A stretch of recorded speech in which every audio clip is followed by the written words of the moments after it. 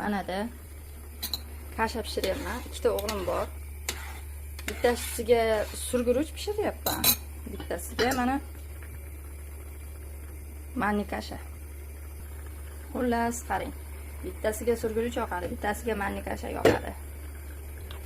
Bittasiga osh yoqsa, bittasiga mosh yoqadi. Bittasiga xonim yoqsa, bittasiga manti yoqadi. Hech qachon ikkalasi bitta narsani tanlamaydi. Bittasiga banan yoqsa, bittasiga qulpana yoqadi. Bittasiga Ronaldo yoqsa, bittasiga Messi yoqadi. Agar Xudo ko'rsatmasin ikkalasiga bitta narsa yoqib qolsa, o'sha yerda urush bo'lib ketadi. Agar sen meni tanlaganimni, meni yoqtirganimni yoqtirding, davay o'zingga boshqa narsa tanla deb o'sha yerda urush bo'lib ketadi.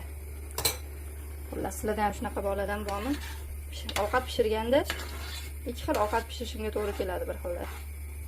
Biz kichkinaligimizda ayam so'rab ham o'tirmas edi. Qanaqa ovqat yeysan, nima ovqat yeysan deb ayam oshxonani boshida o'ralashib qolsa xursand bo'lardim. Mendan baxtli odam bo'lmas edi.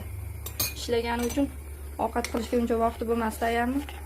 O'ralashib qolsa, "Voy, bugun issiq ovqat yerkanmiz" deb mendan baxtli odam bo'lmas edi.